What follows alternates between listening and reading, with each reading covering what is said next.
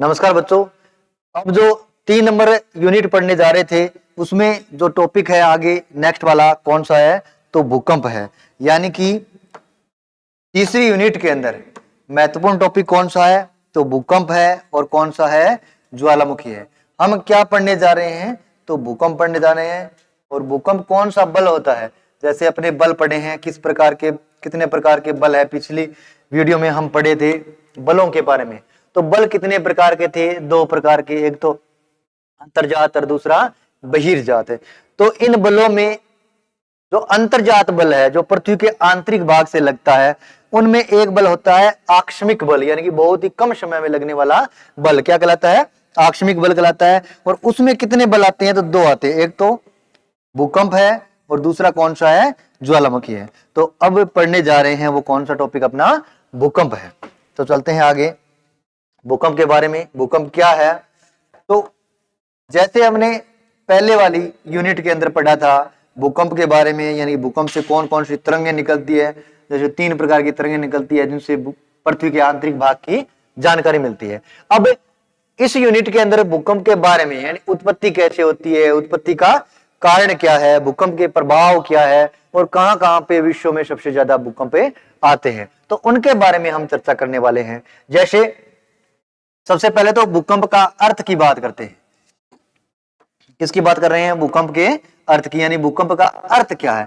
तो जैसे नाम से ही स्पष्ट है, भूकंप यानी कि पृथ्वी का कांपना क्या कहलाता है, भूकंप कहलाता है। जैसे भूपटल पर परिवर्तन लाने वाली शक्तियों में भूकंप एक महत्वपूर्ण घटना है। भूकंप मानव जगत के लिए हृदय विदारक और कौन सी है, विनाशकारी घटना है। यानी भूकंप मानव के लिए बहुत ही आघात पहुंचाने वाली, चोट पहुंचाने वाली घटना है। और इससे क्या होता है, बहुत बड़े स्तर पर विनाश होता है, जिसके द्वारा क्षण मात्र में, देखिए क्षण मात्र, यहाँ पे क्या लिखा है, क्षण मात्र, मतलब इसका क्या तात्पर्य हो गया है, यानी कि बहुत कम समय में ही धरातल पर क्या हो जाता है, बहुत बड़ा परिवर्तन हो जाता है। इसलिए किसमें पड़ते हैं, तो आकस्मिक बलों में पड़ते हैं, यानी अचानक होता है। क्षण मात्र यानी सेकंडों भर का समय लगता है भूकंप आने में। फिर आगे बात करें, धरातल पर अनेक परिवर्तन हो जाते हैं। जैसे क्या होते हैं, तो सड़कें हैं, बांधे हैं, भवन है आदि टूट जाते हैं और अपार जनधन की क्या होती है, हानि होती है। तो ये किससे संबंधित है, भूकंप से संबंधित है। आगे भूकंप के रियल अर्थ की बात करें भी, भूकंप का अर्थ क्या है, तो सामान्यतः क्या समझते हैं अपने, तो सामान्यतः भूकंप शब्द का अर्थ है वो पृथ्वी के कंपन से है। किससे है, पृथ्वी के कंपन से, यानी पृथ्वी कैसे भी कांपती है वो क्या है, भूकंप है। हो सकता है कहीं पे कोई बम धमाका होता है तो भी पृथ्वी में कंपन उत्पन्न होता है, या कोई चीज है ऊपर से नीचे गिरी है तो भी कंपन होता है। तो कांपना ही क्या कहलाता है, भूकंप कहलाता है। अब इसमें भूकंप की परिभाषा की बात करें, क्या परिभाषा बनती है, तो जब किसी ज्ञात अथवा अज्ञात कारणों से, मान लो हमने को पता है, यानी कि कोई चीज ऊपर से गिरने वाली है, हमें जानकारी है, यानी कि कोई वस्तु गिरेगी तो कंपन होगा, तो वो तो हो गया ज्ञात कारण।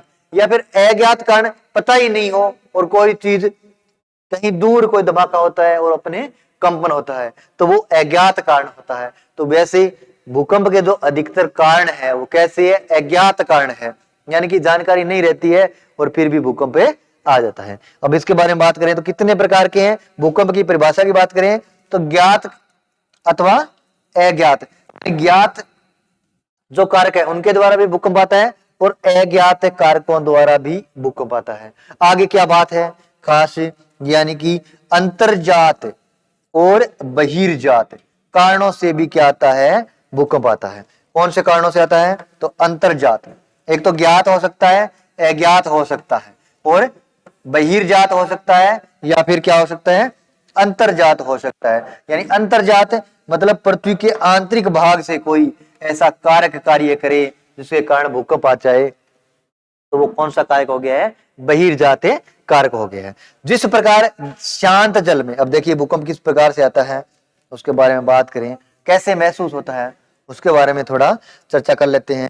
जैसे देखिए यहां पे दे रखा है, यानी कि जिस प्रकार किसी जल का कोई भाग है उसमें अपने कोई पत्थर का टुकड़ा फेंकते हैं, यानी जल के भाग में कोई पत्थर का टुकड़ा फेंकते हैं तो उसके चारों ओर क्या फैलती है, लहरें सी दिखाई देती है। वैसे ही जब भूकंप आता है तो चारों ओर ऐसे कंपन से तरंगे उत्पन्न होती है, वो वलयाकार रूप में चारों ओर चलती है।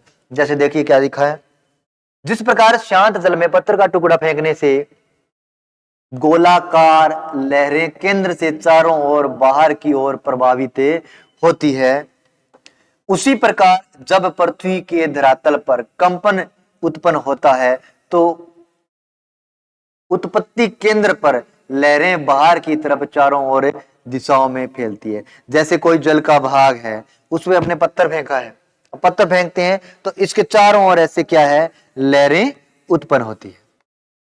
वैसे ही जैसे ही कोई धरातल पर कोई भी स्थान पर भूकंप आता है तो चारों ओर भूकंपीय लहरें हैं, वो कंपन की लहरें हैं, वो दौड़ती है, गति करती है। उत्पत्ति के आधार पर भूकंपीय लहरें कितने प्रकार की होती है, तो 3 प्रकार की होती है, जिनके बारे में अपने चर्चा करेंगे। जिस स्थान पर भूकंप का उद्गम होता है, जिस स्थान पर भूकंप का उद्गम होता है उसे भूकंप मूल कहते हैं। अरे मूल का क्या मतलब हो गया जी, मूल का मतलब हो गया जड़। मूल का मतलब क्या हो गया, जड़, यानी भूकंप की जड़, जहां से भूकंप की उत्पत्ति होती है। तो ये देखिए क्या है, कहां पे है भूकंप की जड़, यानी कि जहां से भूकंप सबसे पहले उत्पन्न हो रहा है वो स्थान क्या कहलाता है, भूकंप मूल कहलाता है, या भूकंप उद्गम केंद्र कहलाता है, जहां से भूकंप की उत्पत्ति होती है। जिस स्थान पर यह धरातल पर, कहां पे जी, धरातल पर सर्वप्रथम प्रकट होता है उसे क्या कहते हैं, तो ये जहां पे भी सबसे पहले प्रकट होगा उसे क्या कहते हैं, अधि केंद्र कहते हैं। अब भूकंपीय तरंगों का अंकन किस पे किया जाता है, तो अंकन यानी कि एक ऐसा पेज जिसके ऊपर अंकन होता है तो उसे क्या कहते हैं, सीस्मोग्राफ कहते हैं।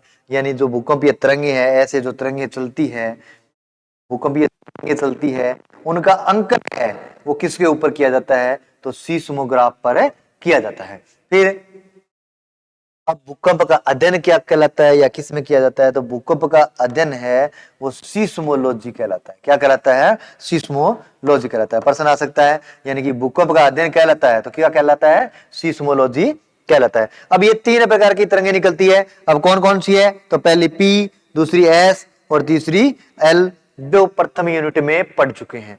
तीसरे प्रकार की, तीनों प्रकार की जो तरंगे हैं उनके बारे में प्रथम यूनिट में पढ़ चुके हैं। 2 गौण तरंगे भी पढ़ी थी, पी जी और पी स्टार तरंगे, तो वो को क्या क्या होती है, क्या विशेषताएं होती है, उनके बारे में हमें अध्ययन कर चुके हैं। अब ये क्या है, भूकंपीय लहरें हैं।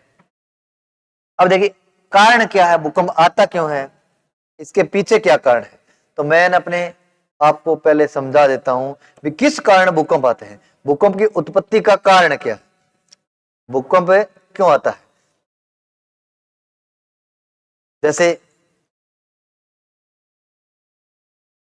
आखिर क्यों आता है भूकंप, कैसे बचें इस प्राकृतिक आपदा से। अब प्राकृतिक आपदा मतलब आपदा कैसी है, ये प्राकृतिक है, प्रकृति के द्वारा आती है, तो कैसे बचें या क्या कारण है आने के, तो सबसे बड़ा कारण है वो कौन सा है, भू संतुलन है। कौन सा कारण है, भू संतुलन है। इसके बारे में समझते हैं, यानी कि भूकंप आने का कारण की बात करें तो पहला कारण कौन सा है, भू संतुलन है। कौन सा संतुलन है, भू संतुलन। अब भू संतुलन का मतलब क्या हो गया, भू संतुलन, अब भू संतुलन का मतलब क्या हो गया, यानी कि पृथ्वी पर संतुलन। अब पृथ्वी का संतुलन या भूमि का संतुलन, अब पृथ्वी का संतुलन और भूमि का संतुलन से मतलब क्या है, तो सिंपल सी बात यह है, यानी पृथ्वी के ऊपर जितनी भी संरचनाएं हैं वो संतुलन की अवस्था में, किस अवस्था में है, संतुलन की अवस्था में है। जैसे बात करें, अलग अलग बात करें कौन कौन सी संरचनाएं हैं, जैसे एक वाली ये संरचना है, कोई क्या हो गया, पर्वत है, ठीक है। अब दूसरी संरचना की बात करें तो दूसरी मुख्य संरचना ये क्या है, तो पठार है। पहले पर्वत हो गया, दूसरा क्या हो गया, पठार है, दूसरा पठार है। तीसरा बात करें तो तीसरा क्या है, तो तीसरा मैदान है। तीसरा प्रमुख क्या है, मैदान है। मान लो ये क्या है, मैदान है, ये सारा सारा मैदानी भाग है, ठीक है। अब चौथे की बात करें तो क्या है, तो चौथी है वो महासागरीय तल्ली है। यह क्या चीज है, महासागरीय तलीय, ये महासागर का भाग है। ये क्या है जी? महासागर का भाग है, जल से भरा हुआ है। समझ में आ रही है बात है? यानी कि ये संरचनाएं हैं, धरातल के ऊपर संरचनाएं हैं, और ये सारी की सारी नीचे एक रेखा पर किस अवस्था में है? संतुलन की अवस्था में है। वही क्या कहलाता है? भू संतुलन कहलाता है। जैसे इनके नाम लिखे, क्या क्या नाम है, किसका किसका क्या नाम है। तो ये हो गया जी पर्वत। ये क्या हो गया है? पर्वत। मान लो ये है पर्वत, और ये क्या है? पठार है, और ये क्या है? मैदान है, और ये क्या है? सागर या महासागर। ये सागर या महासागर, ठीक है। अब इसमें पाया जाता है संतुलन, यानी सब क्या, सबका भार है वो बराबर है इस भाग पर। नीचे वाला जो मंडल है, नीचे वाला जो मंडल है, ये वाला मंडल, ये कौन सा मंडल है? तो दुर्बलता मंडल है। कौन सा मंडल है? दुर्बलता मंडल है। अब इस दुर्बलता मंडल में क्या पाया जाता है? मेग्मा पाया जाता है। क्या पाया जाता है? तो मेग्मा पाया जाता है। यानी पूरे के अंदर क्या है? मेग्मा है। इस दुर्बलता मंडल में पूरे के अंदर क्या है? मेग्मा है। और कैसा है ये भाग? तो तरल भाग है। कैसा भाग है? तरल भाग है, यानी तरल पिघला हुआ है ये वाला भाग। अब पर्वत, पठार, मैदान सबका क्या है? भार समान है इस वाली रेखा के ऊपर, जिसे बोलते हैं क्षतिपूर्ति तल। क्या बोलते हैं? क्षतिपूर्ति तल। अब क्षतिपूर्ति जो तल है, अब क्षतिपूर्ति तल पर सारों का भार क्या है? सभी का भार है बराबर है। अब क्या होता है? यानी कि कोई भी स्थान है, कोई भी ये जो रूप है, इसके अंदर किसी भी भाग में अगर भार बढ़ जाता है तो नीचे की चट्टानों पर क्या लगता है? दबाव लगता है। यानी कि नीचे की चट्टान है वो नीचे, जैसे ये पर्वत है, इनका अपर्दन होता है, पठारों का अपर्दन होता है, मैदान का अपर्दन होता है, और ये निक्षेप कहां पे जमा होता है? तो समुद्र में जमा होता है। ये सारे सभी का निक्षेप है वो कहां पे जमा होता है? समुद्र में जमा होता है। और उसके कारण महासागरीय जो तल्ली है, महासागरीय जो तल्ली है उसका भार है वो बढ़ जाता है। महासागरीय तल्ली का भार है वो बढ़ जाता है, और बढ़ने के कारण ये नीचे की ओर दबाव डालता है। जैसे पानी से भरी हुई बाल्टी है, उसके अंदर हम कोई वस्तु से दबाव डालें, दाब डालेंगे तो पानी है वो ऊपर की ओर प्रेशर डालता है। अब उसी प्रकार इस वाली सिचुएशन में है, यानी सागर की तल्ली का भार बढ़ गया है, तो नीचे वाला जो मेग्मा है वो नीचे की ओर क्या करता है? दबाव डालता है। इतना भाग है वो नीचे ज्यादा खिसक गया है, और जैसे ही ज्यादा खिसका है तो ये जो दुर्बलता मंडल के अंदर मेग्मा है उसका आयतन बढ़ गया है। यानी इतना भाग आने के कारण आयतन बढ़ गया है। अब यही आयतन है वो अपना स्थान प्राप्त करने का प्रयास करता है, यानी कि ये जो बढ़ा हुआ भाग है वो ऊपर की ओर दबाव डालेगा, जिसके कारण जहां पे भी कमजोर चट्टाने हैं, ये मेग्मा है वो ऊपर की आने की ओर प्रयास करेगा। जैसे पर्वत के भाग में आएगा, या पठार के भाग में आएगा, या मैदानी भाग में आएगा, या फिर सागरीय तल्ली में भी आ सकता है। यानी ऊपर की ओर ये जो भाग बढ़ा है, ये भाग है वो स्थान प्राप्त करने का प्रयास करेगा, और किसी भी भाग में कर सकता है। लेकिन जहां पे ज्यादा कमजोर चट्टाने हैं वहां पे दबाव अधिक लगेगा। और जैसे ही मेग्मा ऊपर की ओर आने का प्रयास करेगा तो एक कंपन पैदा होगा, और वही क्या है? भूकंप की उत्पत्ति का कारण है। यानी भूकंप क्यों आते हैं? तो पृथ्वी पर संतुलन बिगड़ जाता है, उसके कारण आते हैं। मेन कारण तो ये हो गया भू संतुलन। उसके बाद में बात करें, मान लो कोई भी मैदानी भाग है, उसके ऊपर बहुत बड़ा कोई संरचना बना दी है हमने, बहुत बड़ी संरचना का निर्माण कर दिया है, बहुत बड़ी मंजिलों वाली बिल्डिंगें बना दी है, मंजिल बहुत ऊंची ऊंची मकान बना दिए हैं, उसके कारण भी ये तो बाहर बढ़ गया है। या फिर कोई भी ऐसे पर्वतीय भाग है, उसमें बांध बना दिया है, कोई बांध बना दिया है, तो उस स्थान का भी तो भार बढ़ गया है। तो भार बढ़ गया है मतलब संतुलन है वो बिगड़ गया है। यानी कि नीचे है वो मेग्मा में दबाव लगेगा, जिसके कारण मेग्मा कहीं न कहीं ऊपर की ओर आने का प्रयास करता है, जिसके कारण क्या आते हैं? भूकंप आते हैं। और अगर ज्यादा प्रेशर से मेग्मा ऊपर की ओर आने का प्रयास करता है तो क्या आता है? ज्वालामुखी आता है। जैसे अपने कोई चित्र देखते हैं, ये देखिए आगे वाले चित्रों में कैसे मेग्मा ऊपर की ओर आता है। तो ये वाला देखिए। अब देखिए इसमें ऐसे ही है, जो सारे के सारे पर्वत पठार मैदान है वो इस प्रकार की संरचना है जो आपको चित्र में दिख रही है, तो ऐसी ही संरचना है। अब देखिए इसके अंदर क्या है जी, जब कभी भी इस पे भार बढ़ गया है या किसी भी भाग पे भार बढ़ गया तो वो नीचे की ओर खिसकेगा, क्योंकि नीचे है वो तरल भाग है, और तरल भाग में इतना भाग मतलब नीचे की ओर खिसक गया है। इसके कारण नीचे वाले जो तरल पदार्थ है, मैग्मा है, ये वाला जो मैग्मा है उसमें आयतन तो बढ़ गया है, तो वो आयतन कहीं ना कहीं अपना स्थान प्राप्त करने के लिए क्या करता है, ऊपर की ओर दबाव डालता है। मान लो इस भाग पे दबाव डाले या इस भाग पे यानी पर्वत वाले पे डाले, या फिर कोई भी भाग पे डाल सकता है जहां पे चट्टाने कमजोर है, तो उसी के कारण इसमें क्या होता है, कंपन उत्पन्न होता है, जिससे भूकंप आता है। और यही कंडीशन किसमें बनती है, तो ज्वालामुखी उद्गार में बनती है, यानी कि नीचे से प्रेशर बहुत तीव्र गति से लगता है तो क्या आ जाता है, ज्वालामुखी का उद्गार हो जाता है। तो आगे चलते हैं अपने टॉपिक के ऊपर। क्या पढ़ रहे थे शुरू के अंदर, क्यों उत्पत्ति होती है, क्या कारण है, इनके बारे में बात करें। भूकंप के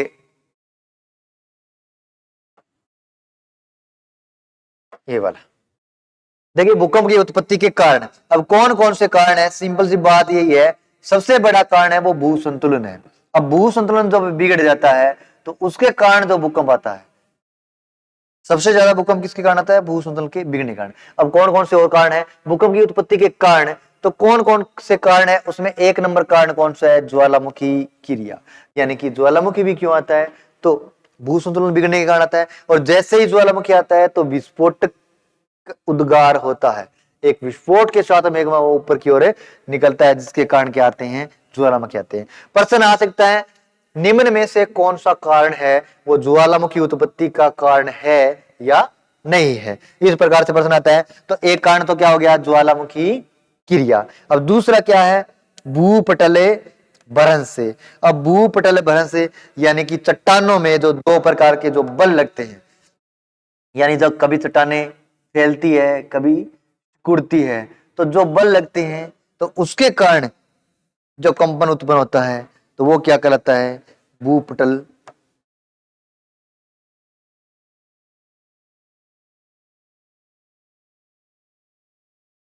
भूपटल भ्रंश। अब देखिए भूपटल भ्रंश में क्या चीज है, क्या खास बात है इसके अंदर, यानी भूगर्भिक हलचलों द्वारा भूपटल भ्रंश और वलन।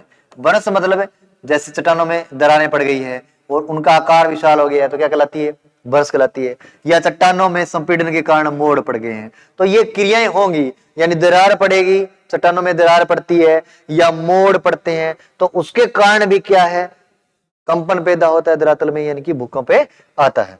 तो आगे 3 नंबर पे बात करते हैं, क्या खास बात है 3 नंबर की, यानी कि प्रत्यास्थ पुनः संतुलन सिद्धांत। अब प्रत्यास्थ पुनः संतुलन सिद्धांत, अब इसमें से 2 प्रश्न बनते हैं प्रमुख प्रमुख, कौन कौन से हैं वो।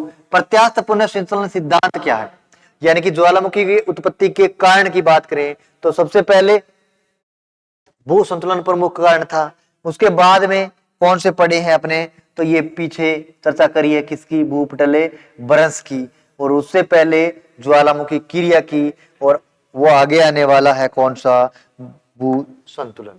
तो इसके बारे में बात करें, प्रत्यास्थ पुनः संतुलन सिद्धांत क्या है। प्रत्यास्थ पुनः संतुलन सिद्धांत है वो एक तो किसने दिया है, इसके बारे में प्रश्न आ सकता है, और ये है क्या, यानी कि प्रत्यास्थ पुनः संतुलन सिद्धांत के प्रतिपादक कौन है, तो एच.एफ. रीड है। कौन है जी, एच.एफ. रीड है। अब इसमें क्या बात है खास है, प्रत्यास्थ पुनः संतुलन सिद्धांत में एच.एफ. रीड ने क्या बताया है, यानी चट्टाने होती है वो कैसी होती है, तो रबर के समान होती है।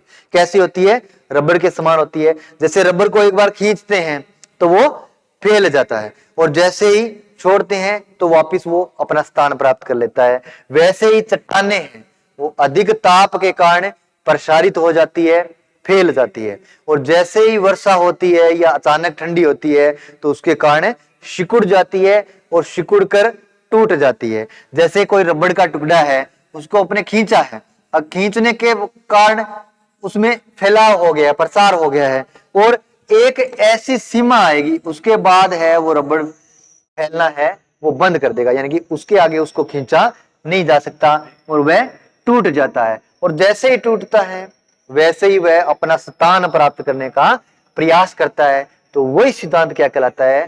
प्रत्यास्थ पुनः संतुलन सिद्धांत कहलाता है। अब यही सिद्धांत किस पे लागू होता है? चट्टानों पे लागू होता है। तो क्या महत्वपूर्ण ध्यान रखना है यहाँ पे? तो यह महत्वपूर्ण बात है, यानी प्रश्न आ सकता है प्रत्यास्थ पुनः संतुलन सिद्धांत का प्रतिपादन किसने किया? तो एच.एफ. रीड ने किया। अब इसका मतलब क्या है? तो चट्टान की तुलना किससे की है? रबड़ के समान। किसके समान? रबड़ के समान। जैसे रबड़ को खींचते हैं तो एक सीमा ऐसी आती है जहां पे रबड़ टूट जाता है, वैसे ही देखिए इसमें पढ़िए, अमेरिकी भूवैज्ञानिक एच.एफ. रीड ने प्रत्यास्थ पुनः संतुलन सिद्धांत का प्रतिपादन किया, जिसके अनुसार पृथ्वी की चट्टानें हैं वो रबड़ की तरह क्या होती है? लचीली होती है, यानी कि फैल सकती है। जब चट्टानों में तनाव उत्पन्न होता है, यानी कि जैसे आपको बताया है तनाव बल, दो दिशाओं में, दो विपरीत दिशाओं में जब बल लगता है तो उसे क्या कहते हैं? तनाव कहते हैं। तो इस जैसे रबड़ को खींचती है तो दो विपरीत दिशा में खींच रहे हैं, एक सिरा वो इधर खींच रहे हैं, दूसरा इधर खींच रहे हैं, तो दो विपरीत दिशाओं में खींचते हैं। तो वैसे ही यहाँ पे बात हुई है, तो उसे क्या कहते हैं? तनाव। तो तनाव उत्पन्न हो जाता है, और तनाव उत्पन्न होता है तो ये रबड़ के समान है, वो फैल जाती है। लेकिन चट्टानें एक सीमा तक ही तनाव सहन करने के बाद चट्टानें फैलती नहीं है और ये टूट जाती है। सिंपल सी बात यही है कि जैसे रबड़ को खींचा जा सकता है तो एक सीमा ऐसी आएगी जहां पे रबड़ को खींचा नहीं जा सकता और वो टूट जाएगा। तो टूट जाएगा तो पुनः वापस अपने स्थान पर आने का प्रयास करता है। वैसे ही चट्टानें हैं वो कैसी होती है? तो रबड़ के स्थान लचीली होती है, और जैसे ही हम खींचेंगे ये चट्टानें प्रसारित होंगी, तो प्रसारित होने के बाद एक सीमा ऐसी आएगी जहां पे उनका प्रसार की अंतिम सीमा, उसके बाद प्रसार समाप्त हो जाएगा, और जैसे ही ठंडी होती है तो वो चटकने आती है या टूटे जाती है, यानी टूटने के बाद पुनः अपने स्थान को प्राप्त करने का प्रयास करती है। तो वही क्या सिद्धांत है? प्रत्यास्थ पुनः सिद्धांत है। तो ये सिद्धांत भी जैसे चट्टानें फैलेगी, सिकुड़ेगी, फैलेगी, सिकुड़ेगी, तो इस प्रकार की जब क्रियाएं होगी तो टूटती है, तो टूटते ही क्या आएगा? भूकंप आएगा, और भूकंप की अपनी अनुभूति होती है। तो ये भी एक कारण है भूकंप की उत्पत्ति का। आगे बात करते हैं कौन सा प्रमुख कारण है? तो एक है जलीय भार। जैसे आपको पहले बताया था जलीय भार कैसे वो चट्टानों, जलीय भार है वो कैसे भूकंप उत्पत्ति का कारण बनता है। तो जलीय भार के बारे में बात करें तो जलीय भार यानी कि कोई स्थान है जहां पे अपने बहुत बड़ा बांध बना दिया है, और उसके कारण है वो बहुत भार, जल का भार है वो इकट्ठा हो गया है। तो ज्यादा भार इकट्ठा हो गया है तो भू संतुलन बिगड़ गया है। सिंपल सी बात यही है। अगर अधिक बहुत क्षेत्र में, बहुत बड़े क्षेत्र में जल इकट्ठा हो गया है तो नीचे की चट्टानों पर दबाव लगेगा, दबाव लगेगा तो संतुलन बिगड़ जाएगा, और जैसे ही संतुलन पृथ्वी का बिगड़ गया है तो आंतरिक भाग से मैग्मा है वो ऊपर की ओर आने का प्रयास करता है, और जिससे भूकंप आता है। तो वही जलीय भार है। जैसे भूगर्भ वेताओं का मत है कि एक स्थान पर अत्यधिक जल का एकत्रीकरण हो जाने से उस क्षेत्र का भार बढ़ जाता है, जिससे धरातल के आंतरिक भाग में असंतुलन उत्पन्न हो जाता है, यानी संतुलन पृथ्वी का संतुलन बिगड़ जाता है।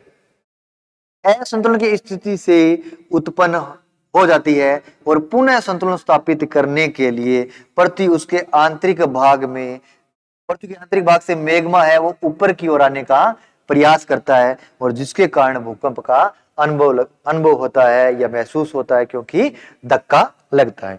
आगे नेक्स्ट बात करें तो आगे क्या है? जैसे भूपटल संकुचन और अपक्षय सिद्धांत। अब संकुचन मतलब सिकुड़ना है, संकुचन का मतलब क्या है? सिकुड़ना है, यानी चट्टानें एक बार फैलती है एक बार सिकुड़ती है, तो उसके कारण भी क्या है? दरारों वगैरह पड़ जाती है, चटकने आ जाती है, और भूकंप महसूस होता है। भूकंप मतलब क्या है भूकंप का? तो भूकंप का मतलब पृथ्वी का कांपना ही है, धरातल का कांपना ही क्या कहलाता है?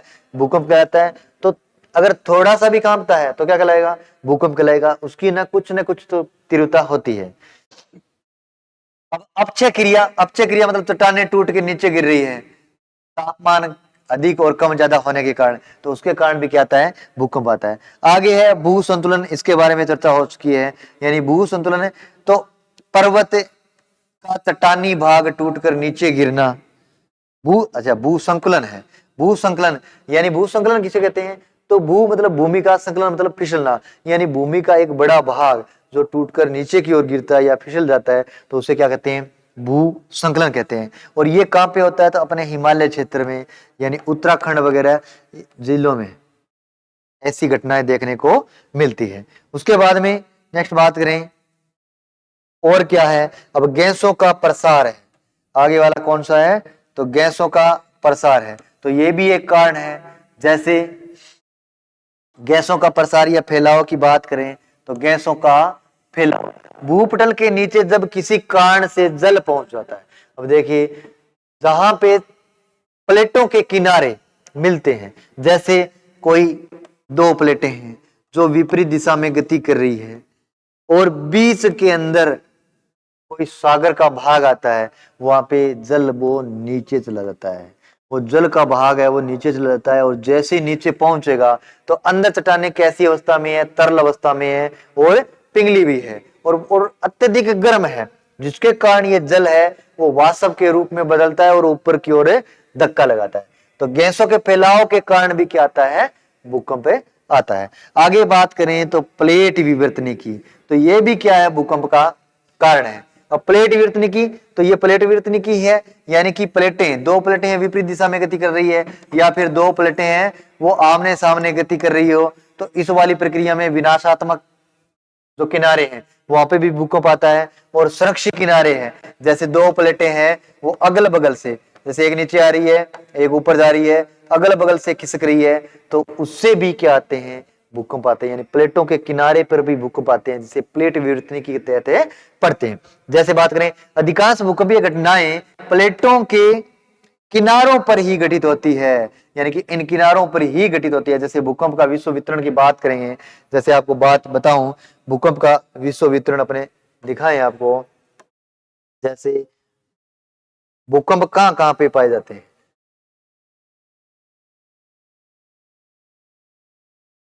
तो प्लेट विवर्तनिकी के अंदर अपने प्लेटें पड़ी थी, प्लेट विवर्तनिकी के अंदर जो प्लेटें पड़ी थी उसमें क्या था, भी कौन कौन सी प्लेटें हैं। तो जैसे एक अमेरिकन प्लेट थी, ये अमेरिकन हो गई, पूरी की पूरी अमेरिकन प्लेट हो गई।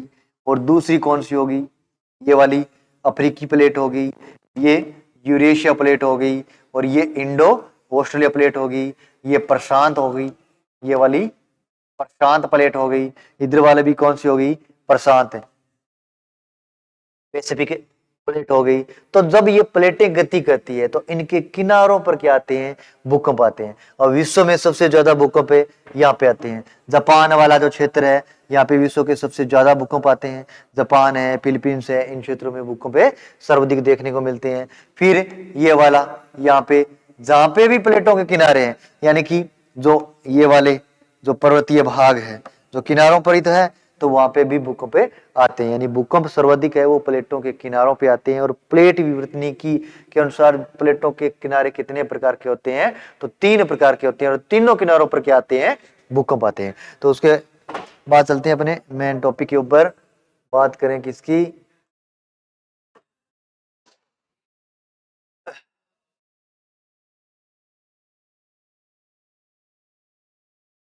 भूकंप की बात करें तो कारणों की। तो कारण में से 7वां गैसों का फैलाव था, 8वां कौन सा था, प्लेट विवर्तनिकी है।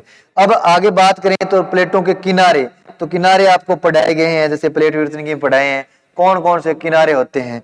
तो कौन कौन से किनारे होते हैं, कितने प्रकार के किनारे हैं, 3 प्रकार के किनारे हैं जहां पे भूकंप आएगा। और तीनों प्रकार के बारे में आपको पता ही है। जैसे विनाशात्मक किनारा, यानी कि प्लेट का विनाश होता है, 2 भाग है वो आमने सामने टकराते हैं। संरक्षी प्लेट किनारा, यानी कि एक दूसरे के विपरीत दिशा में गमन करते हैं।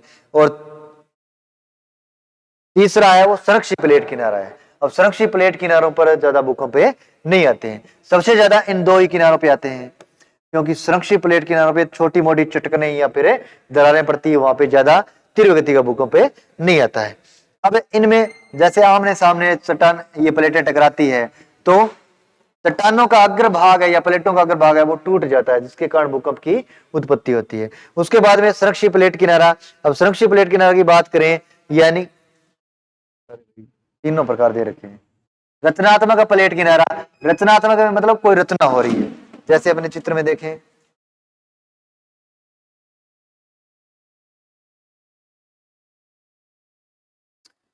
जैसे ये देखिए, इसमें क्या हो रहा है, यानी कि एक प्लेट का भाग है वो इधर खिसक रहा है और एक प्लेट का भाग है वो इधर खिसक रहा है। तो ये कौन सा प्लेट किनारा है, तो रचनात्मक प्लेट किनारा है। अब कौन सा प्लेट किनारा है, ये रचनात्मक प्लेट किनारा है। और रचनात्मक प्लेट किनारों पे क्या होता है, कोई नई संरचना का निर्माण होता है। जैसे महाद्वीप का भाग है, ऊपर जल भाग है और नीचे महाद्वीप की तल्ली है। अब इसमें एक प्लेट इधर गति कर रही है, दूसरी प्लेट इधर दूसरी ओर गति कर रही है, विपरीत दिशा में गति कर रही है। तो इसे कहते क्या है, तो प्लेटों का पहला किनारा है कौन सा, रचनात्मक।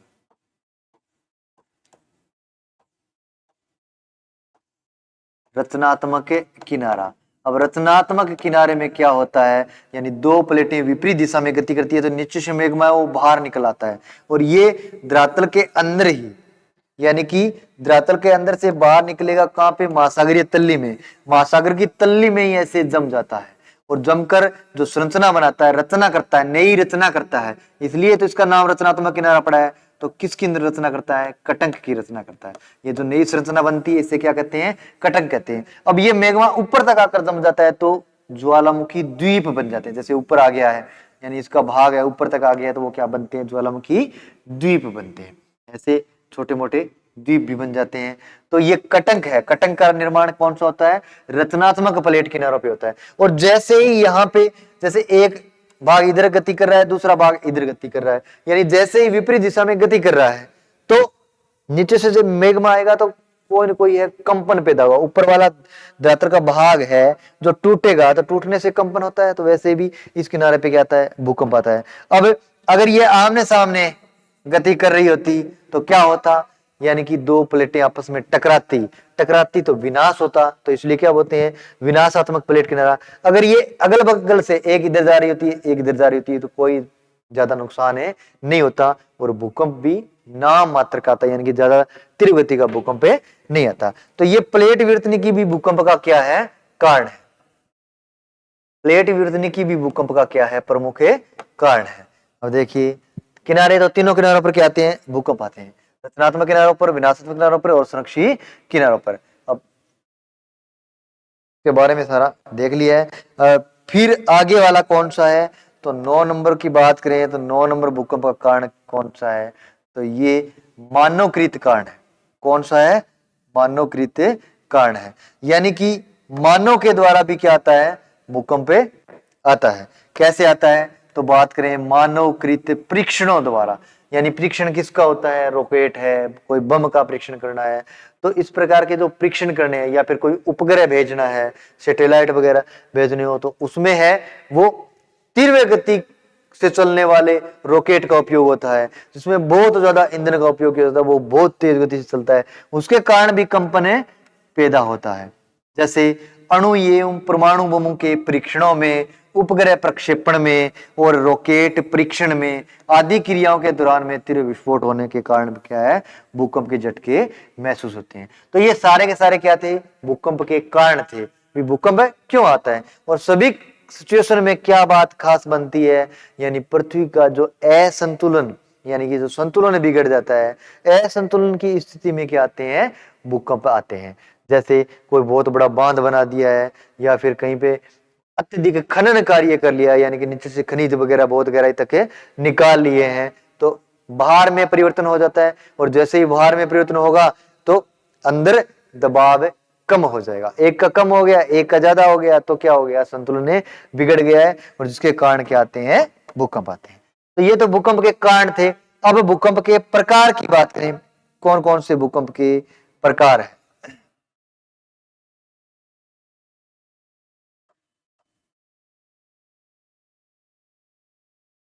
तो किसके आधार पे है, उत्पत्ति के आधार पर भूकंप के प्रकार, किसके आधार पर, उत्पत्ति के आधार पर। तो पहला तो है प्राकृतिक भूकंप जो प्रकृति से आता है, और एक है अप्राकृतिक यानी कि मानव के द्वारा आता है। तो प्राकृतिक में एक तो स्थलीय और सागरीय। जब स्थल भाग पे आता है तो स्थलीय, जलीय भाग पे आता है तो सागरीय। वैसे ही सेम इसमें हो जाएगा, यानी कि जब स्थल पर कोई मानव द्वारा भूकंप आता है तो स्थलीय, और जल पे आता है, जैसे कुछ रॉकेटों का परीक्षण है वो जल के अंदर किया जाता है, तो जलीय और स्थलीय दोनों होते हैं। ठीक है, अब बात करते हैं इसकी, किसकी, प्राकृतिक भूकंप। अब प्राकृतिक भूकंप है वो कितने प्रकार के हैं, तो वो महत्वपूर्ण नहीं है। कौन सा महत्वपूर्ण है? प्राकृतिक भूकंप। कौन सा भूकंप है? प्राकृतिक भूकंप। प्राकृतिक भूकंप। अब प्राकृतिक भूकंप यानी प्रकृति के कौन से कारणों से भूकंप आते हैं, तो उसके बारे में बात कर रहे हैं। प्रकृति में कौन से कारणों से भूकंप आते हैं, तो देखिए प्राकृतिक भूकंप में कौन कौन से है, इसको तो छोड़ दो, इसको छोड़ दो, सीधा इस पे आइए डायरेक्ट, ठीक है। यानी स्थलीय, स्थल भाग में आएगा स्थलीय और जल भाग में आएगा तो जलीय, ठीक है। तो इसमें देखिए अब कौन कौन से प्रकार हैं। एक तो ज्वालामुखी भूकंप है। ज्वालामुखी भूकंप यानी कि जो भूकंप ज्वालामुखी से आते हैं वो क्या कहलाएंगे? ज्वालामुखी भूकंप कहलाते हैं। बरसमूलक भूकंप। अब बरसमूलक भूकंप कौन से है? जब बरस का, अब बरस क्या है? चट्टानों में जब विपरीत दिशा में बल लगता है तो उसे बोलते हैं तनाव। अब इस तनाव से क्या उत्पन्न होता है जी? ये दरार पड़ जाती है चट्टानों में, और ये दरार का अगर आकार विशाल हो जाता है तो इसे बोलते हैं बरस। इसे क्या कहते हैं? बरस है। तो बरस से उत्पन्न होने के कारण बरस का निर्माण होता है। उस समय अगर भूकंप आता है तो वो बरस मूलक भूकंप कहलाएगा। संतुलन मूलक भूकंप यानी पृथ्वी का जो संतुलन बिगड़ जाता है, जो पर्वत पठार मैदान है, सबका भार है वो क्षतिपूर्ति तुल पर आपको बराबर बताया, और वहां पे संतुलन, किसी का भार बढ़ गया है या किसी का भार कम हो गया है तो संतुलन बिगड़ गया है, तो उससे जो भूकंप आते हैं वो कौन से है? संतुलन मूलक भूकंप है। फिर है प्लूटोनिक भूकंप। अब प्लूटोनिक भूकंप सबसे खतरनाक वाले भूकंप यही है। किसके कारण आते हैं? तो प्लेट विवर्तनिकी द्वारा आते हैं। अब प्लेट विवर्तनिकी या प्लेट टेक्टोनिक्स या प्लेट विवर्तनिकी के आधार पर जो भूकंप आते हैं वो कौन से हैं? प्लूटोनिक भूकंप कहलाते हैं। आमने सामने टकराती है तो चट्टानों का विनाश होता है, तब भूकंप आ सकता है। या फिर विपरीत दिशा में गति कर रही है तब कोई नई संरचना बनती है तब भूकंप आ सकता है। या संरक्षी किनारों पे यानी अगल बगल से खिसक रही है तब भी क्या आ सकता है? भूकंप आ सकता है। तो ये चौथा कौन सा है? प्लूटोनिक भूकंप है। तो ये भूकंप के प्रकार है किस आधार पर? तो उत्पत्ति के आधार पर और प्राकृतिक भूकंप के प्रकार है। मानवकृत के बारे में तो कुछ है नहीं, एक हो गया अप्राकृतिक। अप्राकृतिक को क्या कहते हैं? मानवकृत या मानवकृत परीक्षण द्वारा आने वाला भूकंप। उसके बाद में नेक्स्ट बात करें तो इसके बारे में आपको समझा दिया है, ज्यादा बात नहीं करेंगे। अब देखिए गहराई के अनुसार भूकंप, वो तो कौन से थे? पहले वाले कौन से थे? उत्पत्ति के आधार पर, कैसे उत्पत्ति हो रही है उसके आधार पर। जैसे बरस मूलक है, ज्वालामुखी मूलक भूकंप है, या फिर प्लूटोनिक भूकंप है, या भू संतुलन मूलक भूकंप है। तो ये उत्पत्ति के आधार पर है, यानी कि उत्पत्ति किस कारण से हो रही है। अब ये कौन से हैं? तो ये वाले जो प्रकार हैं वो कौन से वाले प्रकार हैं? तो ये वाले प्रकार हैं वो गहराई के आधार पे है। किसके आधार पे है? गहराई के। गहराई का मतलब क्या हो गया?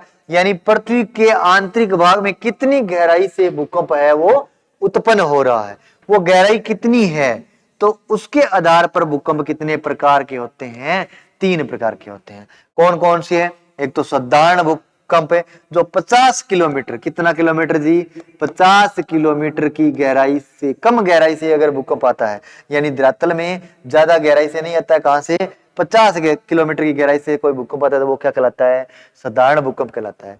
दूसरा है मध्यवर्ती भूकंप है। मध्यवर्ती का मतलब क्या हो गया? यानी कि बीच में से, यानी कौन से भाग से?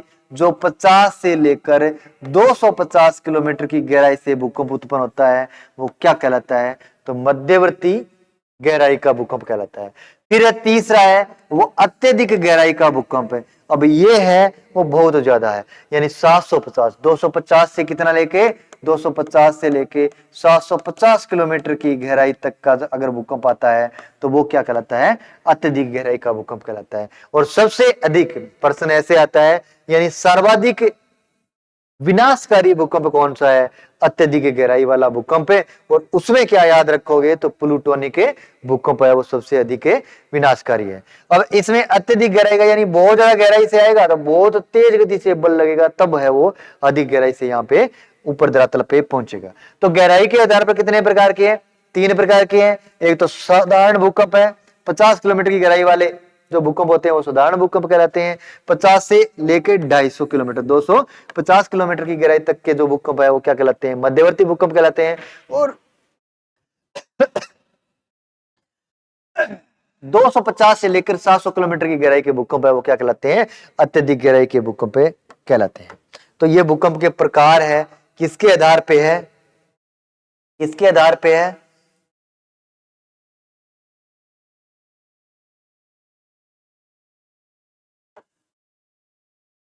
तो गहराई के आधार पे है। किसके आधार पे है, गहराई के आधार पे है। तो कौन कौन से है इसमें, तो तीन तीन प्रकार है। कितने प्रकार हैं, तीन प्रकार हैं।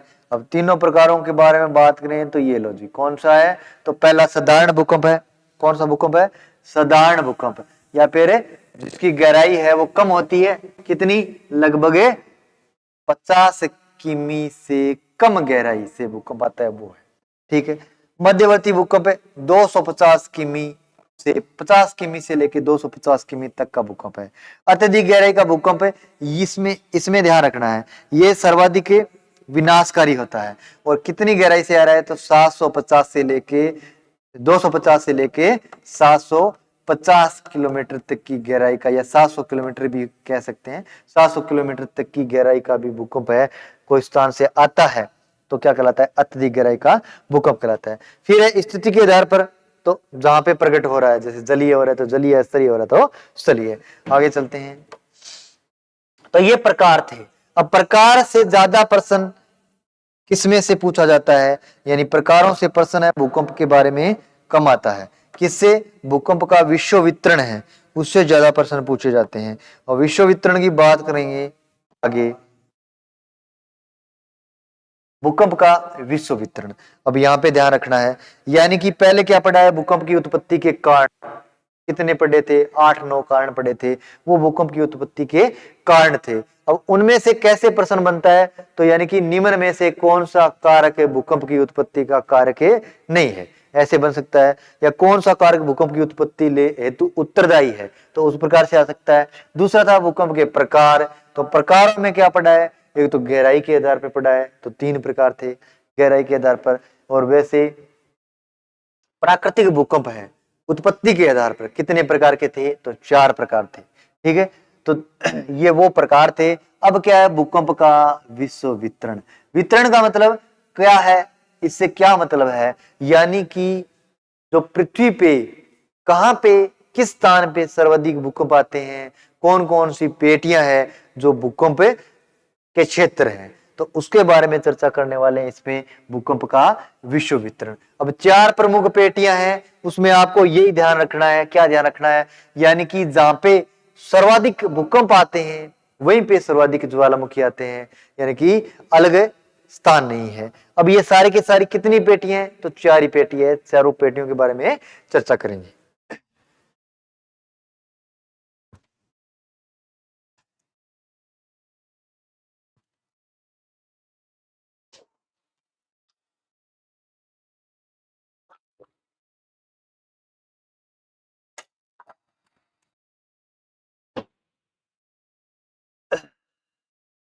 भूकंप का विश्व वितरण देखने से स्पष्ट होता है कि विश्व के अधिकांश भूकंप है वो पहले भी बताया कहां पे आते हैं, तो कमजोर किनारों पे आते हैं।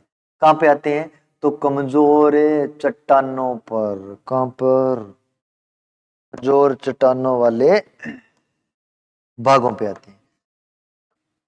भूकंप सर्वाधिक है वो कहां पे आते हैं, तो कमजोर चट्टानों वाले भागों पे आते हैं।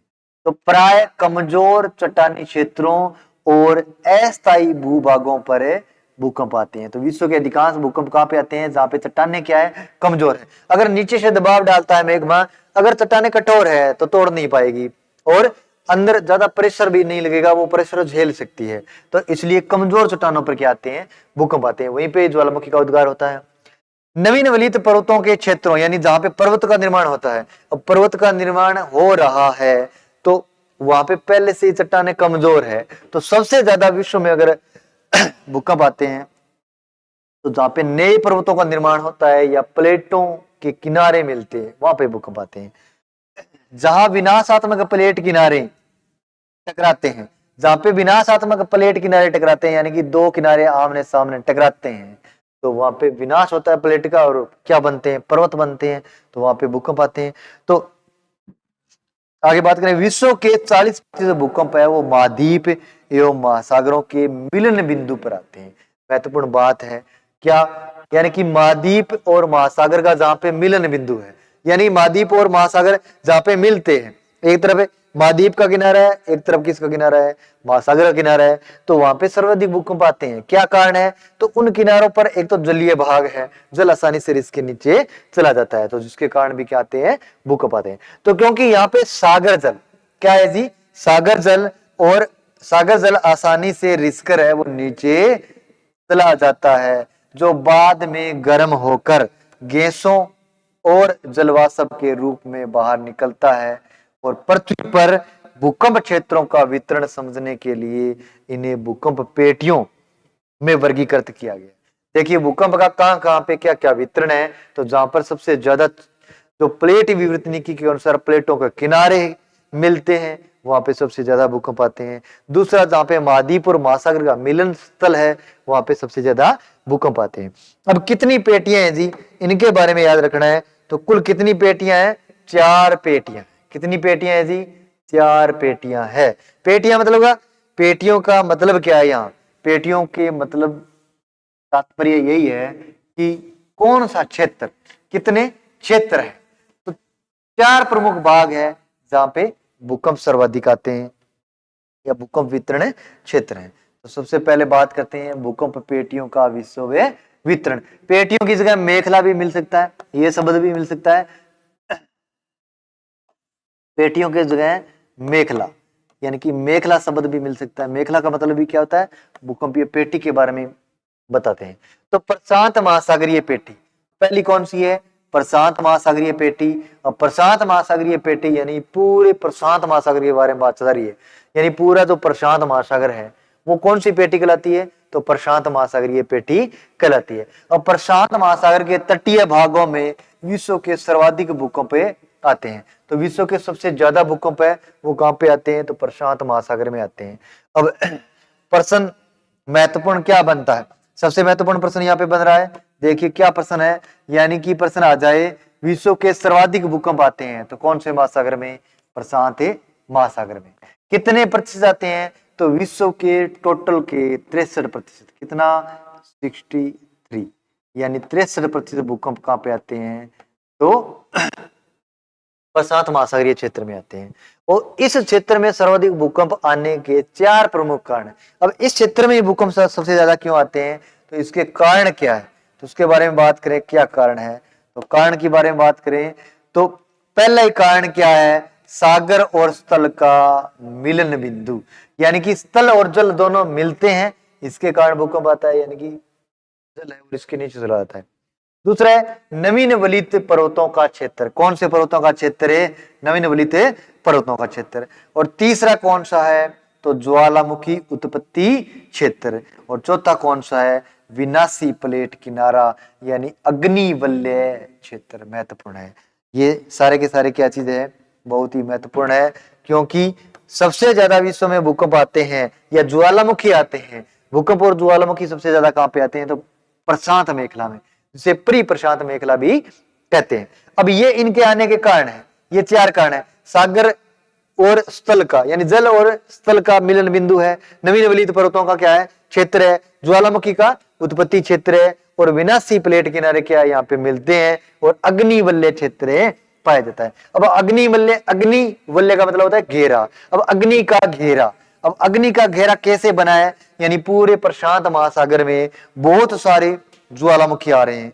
क्या आ रहे हैं, बहुत सारे ज्वालामुखियों का उद्गार हो रहा है, जैसे यहाँ पे कोई ज्वालामुखी है, यहाँ पे कोई ज्वालामुखी है, इस प्रकार से पूरे प्रशांत महासागर में क्या है, ज्वालामुखी उद्गार हो रहे हैं, जिसके कारण ज्वालामुखी से क्या निकलता है, मैग्मा निकलता है, वो गर्म होता है, आग की तरह होता है, ठीक है। तो उसके कारण ये एक सर्किल जैसा प्रतीत होता है, जिसके कारण क्या कहते हैं, इसे अग्निवलय कहते हैं। और इस पूरे क्षेत्र में क्या आता है, भूकंप आता है, ज्वालामुखी आता है। अपने मैप पे चलते हैं, देखते हैं कहां पे क्या होता है। तो कहां पे क्या होता है, तो उसकी बात करें तो ये लो जी,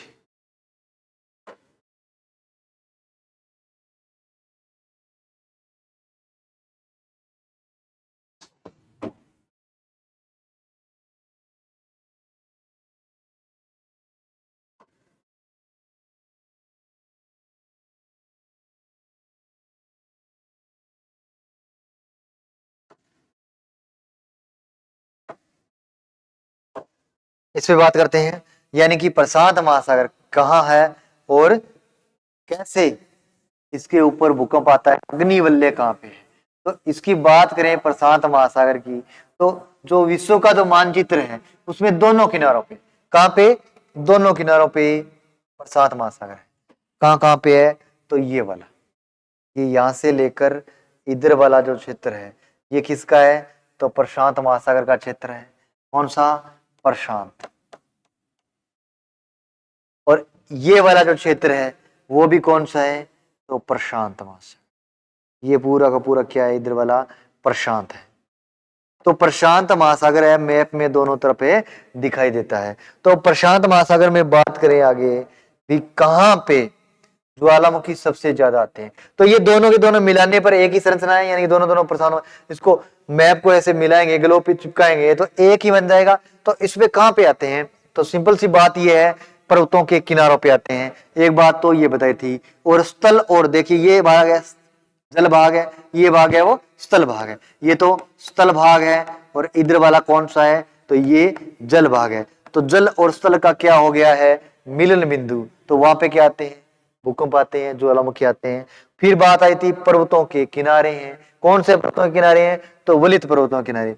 अब यहाँ पे आपको बताया था कौन सी पर्वतमाला है, तो कौन सी है, रोकीज पर्वतमाला है। कौन सी पर्वतमाला है जी, रोकीज पर्वतमाला है। और यहाँ पे भी एक पर्वतमाला है, कौन सी है, एंडीज है। अब ये किनारे भी मिल गए, स्थल और जल के भाग भी मिल गए, रोकीज और एंडीज, ये पर्वतमालाएं भी मिल गई है। और क्या खास बात है इसके अंदर, तो अग्निवलय पाया जाता है। अब देखिए इस पूरे प्रशांत महासागर के अंदर प्लेटों के किनारे हैं वो आपस में टकराते हैं, यानी विनाशात्मक किनारे मिलते हैं। ये प्लेट है, एक प्रशांत प्लेट है, आपस में टकराएगी। दूसरा इधर वाली कौन सी अमेरिकन प्लेट है, इधर प्रशांत प्लेट है, तो ये भी टकराएगी। तो इसके कारण भी क्या आते हैं, यहाँ पे भूकंप आते हैं। तो विश्व के सबसे ज्यादा भूकंप है या ज्वालामुखी है वो कहाँ पे आते हैं, तो प्रशांत महासागर में आते हैं। और कितने प्रतिशत आते हैं, विश्व के 63% भूकंप और ज्वालामुखी कहाँ पे आते हैं, तो प्रशांत महासागर में। अब आपने नाम सुना होगा सबसे ज्यादा भूकंप आने वाला देश कौन सा है, तो जापान। वो कहाँ पे है, तो यहीं पे है, ये वाला क्षेत्र है, ये क्या है, जापान का भाग है। फिर फिलीपींस है, फिर इंडोनेशिया में सबसे ज्यादा ज्वालामुखी आते हैं। तो ये ऐसे क्या है, ये हवाई द्वीप है, यहाँ पे कौन सा द्वीप, हवाई द्वीप। ऐसे ही यहाँ पे बात करें, ये मान लो वो वाला हवाई द्वीप हो गया। फिर यहाँ पे ये रोकीज पर्वतमाला हो गई, फिर एंडीज पर्वतमाला होगी। तो इनके किनारों पर ये पूरा का पूरा एक क्या बन जाएगा, एक सर्किल बन जाएगा, वलय बन जाएगा, जहां पे चारों ओर क्या आ रहे हैं, ज्वालामुखी और भूकंप का उद्गार होता है। यानी कि ज्वालामुखी का उद्गार होता है और भूकंप आता है। ये पूरा का पूरा इधर वाला मिला के एक सर्किल बन जाता है, जिसे क्या कहते हैं, अग्निवलय कहते हैं। यही क्या कहलाता है, अग्निवलय। यानी कि प्रशांत महासागर में जहां पर ज्वालामुखियों के उद्गार से एक आग का घेरा बनता है, वही क्या कहलाता है, अग्निवलय कहलाता है। और विश्व में सबसे ज्यादा ज्वालामुखी या भूकंप कहाँ पे आते हैं, तो प्रशांत महासागर में आते हैं। और इसके 3 कारण हमें पढ़ चुके हैं। कौन कौन से कारण हैं,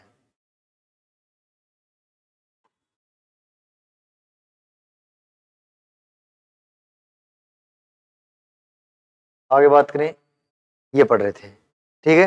तो इसमें सारी चीजें आपको समझ में आ गई है। इसके बारे में बात करें आगे, तो आगे कौन कौन से क्षेत्र है, तो ये याद करने वाली है। अगर याद नहीं रहे तो आपको ध्यान होना चाहिए प्रशांत महासागरीय पेटी के बारे में।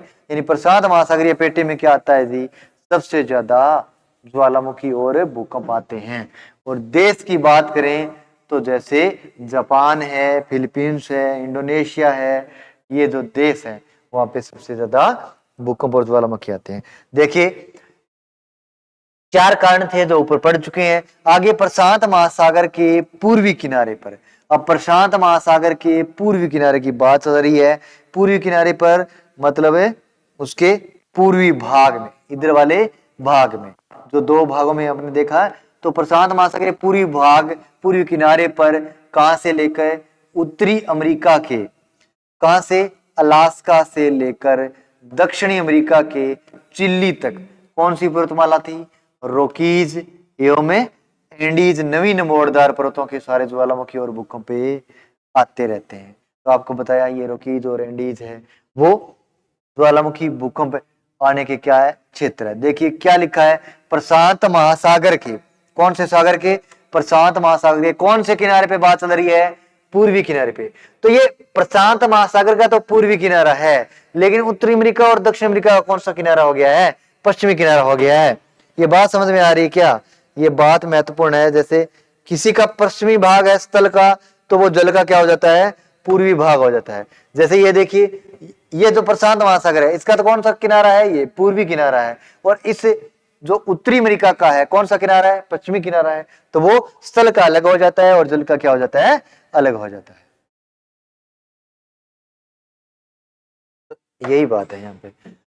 तो प्रशांत महासागर के पूर्वी किनारे पर, यानी उसका किनारा है, जैसे प्रशांत महासागर है, मान लो ये प्रशांत महासागर है, इसका कौन से वाला किनारा, ये वाला किनारा क्या कहलाएगा, पूर्वी किनारा। और पूर्वी किनारे पे अमेरिका आता है, तो अमेरिका के अलास्का से, अमेरिका का एक क्षेत्र है कौन सा, अलास्का। अब अलास्का से लेकर कहां तक है, दक्षिण में चिल्ली तक, यानी दक्षिण अमेरिका का जो देश है चिल्ली, वहां तक ये पूरी रॉकीज और एंडीज पर्वतमाला फैली हुई है।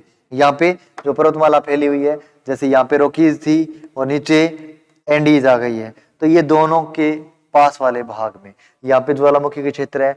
इसी प्रकार प्रशांत महासागर के पश्चिमी तट, प्रशांत महासागर के पश्चिमी तट पर भी, जैसे कमचटका द्वीप से लेकर दूसरी शाखा जापान प्रमुख क्षेत्र है भूकंप का, तो जापान, फिलीपींस है, इंडोनेशिया से होती हुई न्यूजीलैंड तक विस्तृत है। तो इसके बारे में आपको बताया कौन कौन से देश आएंगे यहाँ पे, तो सिंपल सी बात है, उत्तरी अमेरिका और दक्षिण अमेरिका के क्षेत्र आएंगे, महाद्वीपों के, जहाँ पे रॉकीज और एंडीज पर्वतमाला फैली हुई है। और इसके इधर वाले भाग में, यानी प्रशांत महासागर के कौन से किनारे पे, तो पश्चिमी किनारे पे जापान,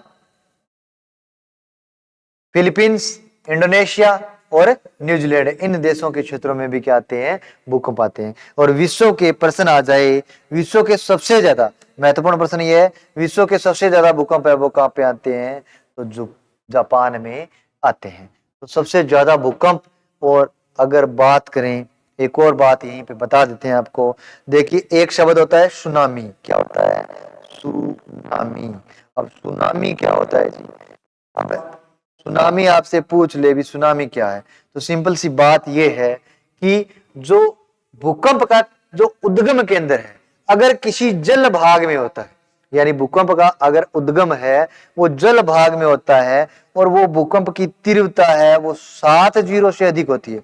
भूकंप की तीव्रता है वो कितने से अधिक होती है, 7 से अधिक होती है, तो उसे क्या कहेंगे, तो उसे, उसके द्वारा सागर में लहरें उठती है, बहुत ऊंची ऊंची लहरें उठती है, उन लहरों को ही क्या कहते हैं, सुनामी कहते हैं। तो सुनामी के आने का कारण क्या है, भूकंप है। और सबसे ज्यादा सुनामी कहां पे आती है, तो जापान में आती है, क्योंकि भूकंप भी कहां पे आते हैं, जापान में आते हैं। और जो सुनामी है वो कौन सी भाषा का शब्द है, तो जापानी भाषा का शब्द है। आगे चलते हैं। पहली पेटी प्रशांत पेटी, दूसरी पेटी कौन सी है, तो दूसरी पेटी के बारे में पढ़ रहे हैं। दूसरी पेटी कौन सी है, तो मध्य महाद्वीपीय पेटी। मध्य महाद्वीपीय पेटी यानी महाद्वीपों के मध्य भाग से, मध्य महाद्वीपीय पेटी, यानी 2 नंबर पेटी का नाम कौन सा है, मध्य महाद्वीपीय पेटी। इस क्षेत्र में प्राय संतुलन मूलक या भ्रंश मूलक के भूकंप आते हैं। देखिए मध्य महाद्वीपीय यानी महाद्वीपों के अंदर से होकर गुजरती है, और इस भाग में विश्व के कितने प्रतिशत भूकंप आते हैं, तो 23% भूकंप आते हैं। और भूकंप क्षेत्र, और यह स्थलीय भाग में, सारा का सारा कहां पे है, स्थलीय भाग में है, इसलिए इसे क्या कहते हैं, महाद्वीपीय पेटी या मध्य महाद्वीपीय पेटी के नाम से जानते हैं। जैसे अपने हिमालय पर्वतमाला है, चीन का कुनलुन शान पर्वतमाला है, और त्यान शान पर्वतमाला है, म्यांमार का अराकान योमा पर्वतमाला है। तो इन पर्वत श्रृंखलाओं के सारे क्या आते हैं, भूकंप आते हैं।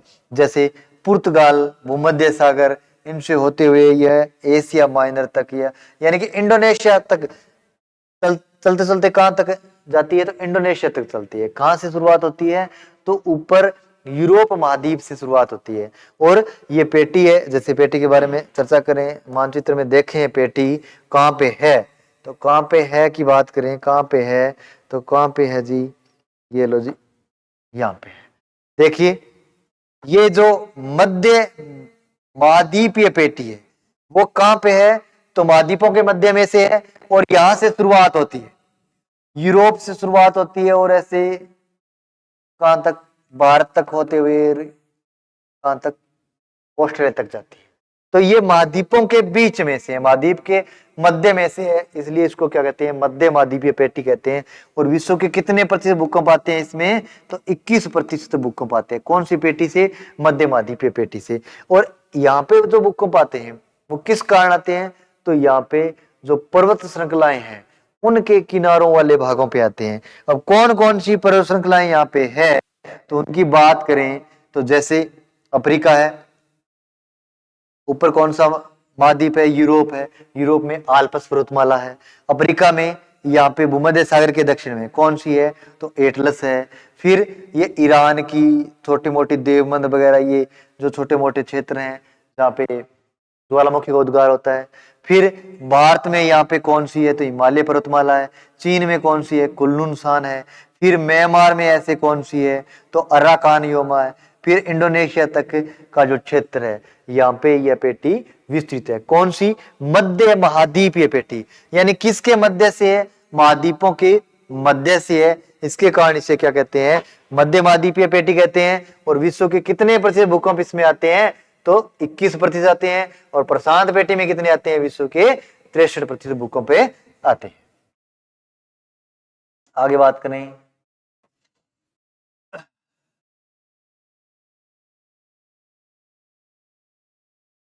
तो इसके बारे में चर्चा हो गई है। अब भारत का क्षेत्र, जैसे हिमालय आ गया, तो भारत के भूकंप क्षेत्र है वो किस पेटी में है, ये प्रश्न आ सकता है। भारत के भूकंप क्षेत्र किस पेटी में है, तो मध्य महाद्वीपीय पेटी में है, जो महाद्वीपों के मध्य से होकर गुजरती है। जैसे आगे जाएगा ये भारत के भूकंप क्षेत्र।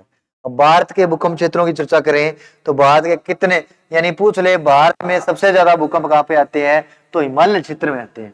कहाँ पे आते हैं, हिमालय क्षेत्र में, क्योंकि हिमालय का निर्माण आज भी क्या है, जारी है। हिमालय का निर्माण है वो आज भी जारी है, इसलिए सबसे ज्यादा भूकंप है वो कहाँ पे आते हैं, तो हिमालय क्षेत्र में आते हैं। और हिमालय क्षेत्र में बात करें, यानी भारत के भूकंप क्षेत्र, अब भारत के भूकंप क्षेत्र कितने हैं, तो 3 है। 3 प्रमुख भूकंप क्षेत्र है। और कौन कौन से है, तो हिमालय भूकंप क्षेत्र। तो पहला कौन सा है, हिमालय भूकंप क्षेत्र। और हिमालय में भारत में सबसे ज्यादा भूकंप आते हैं।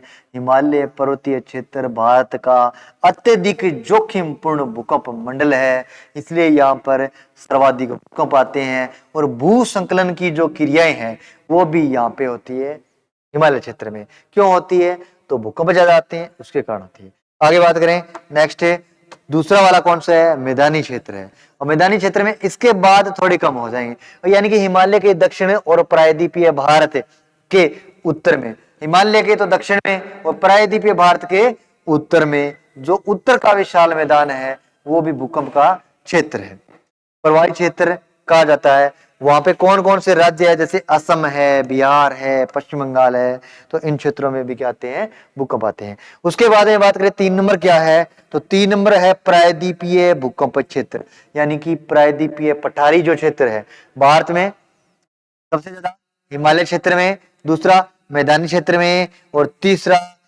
प्रायद्वीपीय भूकंप क्षेत्र, यानी कि प्रायद्वीपीय भारत है। जैसे भारत का मैप है उसके अंदर जो प्रायद्वीपीय भारत है नीचे वाला, ये वाला, तो ये है, इसमें सबसे कम भूकंप आते हैं। अब क्यों आते हैं सबसे कम है, तो पहले ये माना जाता था कि ये भाग है वो बहुत कठोर दृढ़ चट्टानों से बना है, इसके कारण उसमें भूकंप आता ही नहीं है।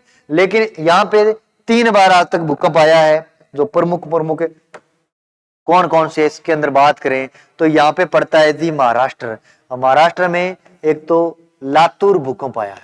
कौन सा आया है, लातूर भूकंप आया है। दूसरा कौन सा आया है, तो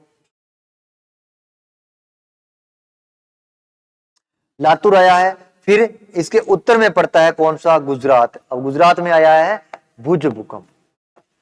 तो ये भुज भूकंप है, लातूर भूकंप है, एक है कोयना भूकंप है। कौन सा, कोयना भूकंप। तो ये 3 बार भूकंप, बड़े भूकंप आए हैं। किसमें? प्रायद्वीपीय भारत में। और ऐसी घटनाएं ऐसे देखने को नहीं मिलती कि प्रायद्वीपीय भारत में भूकंप आ जाए, क्योंकि ये कठोर माना जाता है, यानी ये पूरा का पूरा पठारी प्रदेश है। और एक बार भूकंप आने के बाद में ये बन गया था। किससे बना है? तो दरारी उद्गार वाले ज्वालामुखी से बना है। अब एक बार ज्वालामुखी दरारी उद्गार द्वारा आ गया था, तो उस टाइम इसका क्या हो गया था? निर्माण हो गया था। और ये कैसा है? तो बहुत ही कठोर है। तो कठोर भाग पे है वो भूकंप नहीं आते, बहुत ही कम आते हैं। तो इस कारण है वो ऐसा माना जाता है कि प्रायद्वीपीय भारत में भूकंप नहीं आते। ठीक है, तो ये सबसे कम भूकंप कहां पे आते हैं? तो प्रायद्वीपीय क्षेत्र में। इसके बाद में बात करें तो ये तो भारत के भूकंप क्षेत्र थे। और कौन सी पेटी में? तो द्वितीय पेटी में, मध्य महाद्वीपीय पेटी में। उसके बाद में तीसरी पेटी कौन सी है? तो तीसरी पेटी है जी मध्य अटलांटिक पेटी। कौन सी पेटी रही? मध्य अटलांटिक पेटी। मध्य अटलांटिक मतलब अटलांटिक महासागर के अंदर जो भूकंप आते हैं वो वाले। अब इस वाले क्षेत्र में नए कटकों का निर्माण होता है, यानी कि प्लेटों के कौन से किनारे हैं? विपरीत दिशा में गमन करने वाले, यानी रचनात्मक, जिसे बोलते हैं अपसारी। कौन सा सारी? अपसारी किनारा। अब अपसारी किनारों पर भूकंप आते हैं, वो कौन सी पेटी में आते हैं?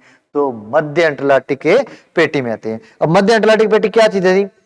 मध्य अटलांटिक पेटी यानी अटलांटिक महासागर में प्लेटें हैं वो विपरीत दिशा में गति कर रही है, जिसके कारण नीचे का जो मैग्मा है वो आकर समुद्र तल के अंदर ही जम जाता है और नई कटंक का निर्माण कर देता है, जिसके कारण क्या आते हैं? भूकंप आते हैं। और विश्व की सबसे लंबी कटंक है, एस आकृति में कहां पे पाई जाती है? तो इसी महासागर में पाई जाती है। अब कहां से कहां पाई जाती है? तो अपने चलते हैं मैप के ऊपर और देख लेते हैं कहां से कहां तक है। मध्य अटलांटिक पेटी की बात चल रही है। अब मध्य अटलांटिक पेटी कहां पे है? तो अटलांटिक महासागर में। अब ये देख लीजिए, यहां से लेकर, कहां से? ये यहां से लेकर, यानी कि ये कौन सा है? तो आइसलैंड है। कौन सा क्षेत्र है? आइसलैंड क्षेत्र है। अब इस आइसलैंड क्षेत्र से, यानी कि ये है आइसलैंड, आइसलैंड। अब इस आइसलैंड से लेकर यहां से ऐसे एस आकृति में, कौन सी आकृति में? एस आकृति में नीचे से मेग्मा, यानी ये जो प्लेट है वो इधर गति कर रही है और इधर वाली इधर गति कर रही है, जिसके कारण नीचे से मेग्मा है वो आकर पूरी की पूरे महासागर में जमा हो गया है। और ये कौन सा सागर है? तो अटलांटिक के महासागर है। अब इसमें ऐसा आकृति में एक कटंक का निर्माण हो गया है, आइसलैंड से बोवेट द्वीप तक है। कहां तक है? बोवेट द्वीप तक है। बोवेट द्वीप तक विश्व की सबसे लंबी कटंक है। ये क्या है? तो कटंक। क्या है जी?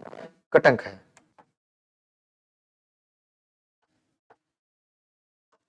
कटंक कहते हैं इसको, कटंक। अब इस कटंक के सहारे क्या आते हैं?